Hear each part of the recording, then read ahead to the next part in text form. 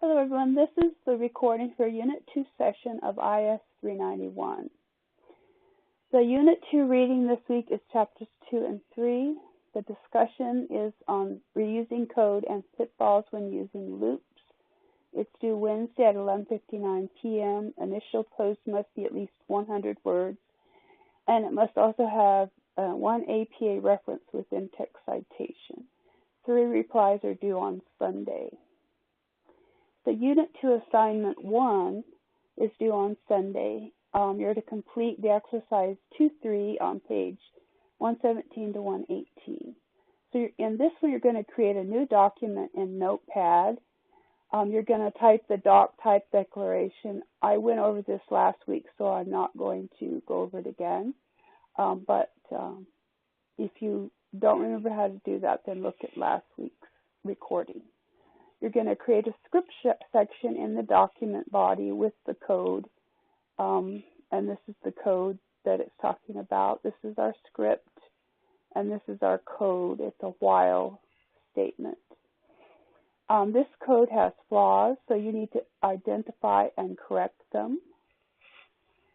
And see page 96 and 97. Save the document as whilelogic.php. Test the code by typing localhost chapter 02 whilelogic.php. If you have trouble with your WAMP server, just substitute in here in the local host, just put in the index like we did last week, and that'll bring it up. Then in Unit 2, Assignment A2, you're to complete exercise 2-4 on pages 118 to 119. You're going to create a new document using Notepad. You're going to type in the doc type, declaration, element head, and so forth. Then you're going to create a script section with this code. And it says to use the double ampersand. This is basically what it's talking about. So it says to modify the nested if, so you have 2 ifs here. Instead, it wants you to create it so that you only have a single if with a compound conditional expression. That's why you have this. So it's checking not only the gas price is equal to or less than or greater than 2, but also equal to or less than 3. And that's all on, well, I guess I didn't put the page number, but that's what it's wanting you to change. So you're going to take away the second if and put all in one if statement.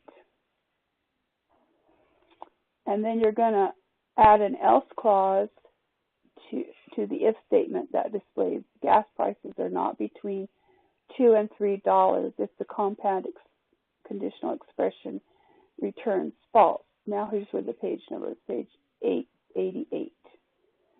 So you're going to save the document and test it, and this is what you want to type in your browser, and it should come up with gas prices are between 2 and 3.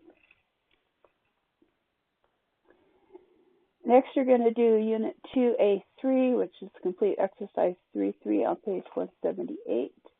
Again, you're going to create a new document, and you always put in this information, so that's why I didn't show that to you. You're going to add text and elements to the document body. So you're going to do a heading, which is H1, and then you're going to add a script. And in the script, you're going to declare an email array that contains 5 email addresses. And here is the code that it gives you. Add the statement to iterate through each of the elements in the email array to determine if it is in the correct format. And that's this. Then you're going to save the document as valid local address.php, and you're going to test it, and it should give you these go through the emails that you put in here and tell you whether they're valid or not. Then you're going to do Unit 2, Assignment 2. And first you're going to write and test a script that assigns days of the week to an array named days. Now, the array is on page 34, and this is the result. So once you get it working where it tells the days of the week of English, then you just change and add to it to do it in French. So the basic syntax of the array is what's on page 34. Then number 2, for assignment 2, Unit 2, Assignment 2, you're going to write a text script that uses conditional operator to determine whether variable contains a number and whether the number is even. And that syntax is on page 53.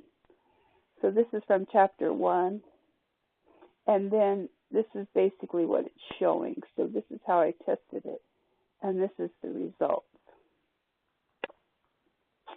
Then finally 3, no, this is not the last one. 3, you're going to use an appropriate looping statement to write a script that displays a list of Celsius equivalents of 0 degrees Fahrenheit through 100 degrees.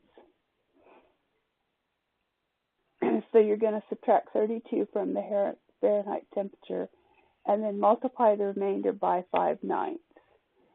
Now this is from chapter 2.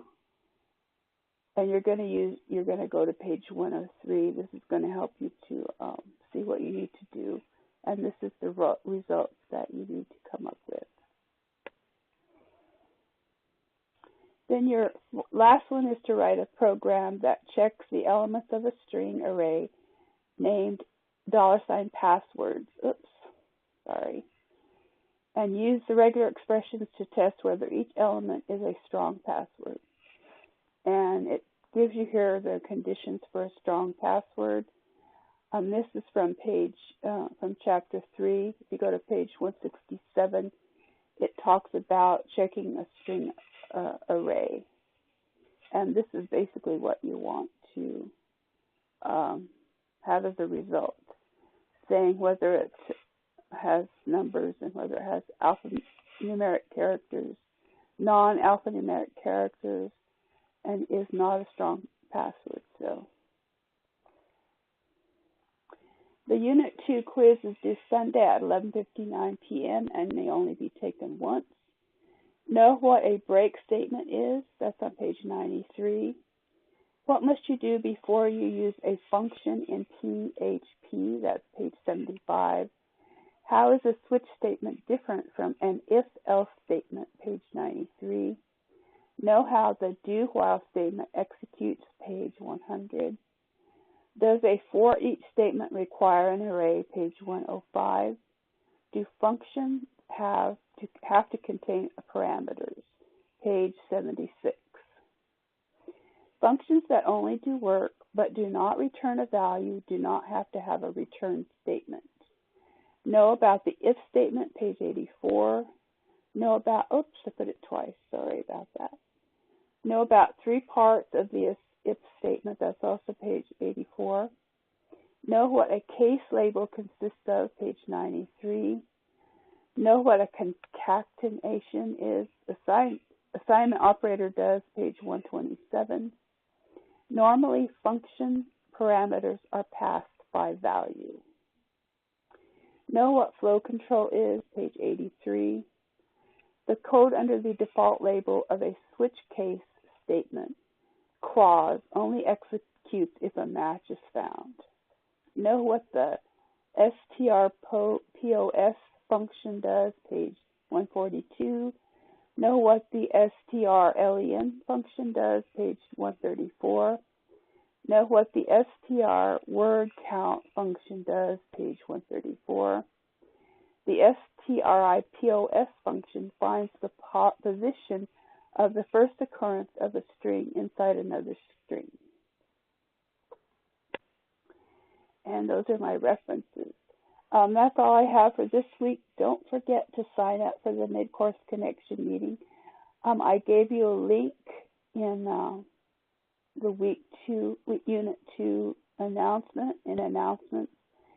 If you don't sign up, I still have to call you. It just gives you an opportunity to sign up for a day that works for you. And that's all I have for this week.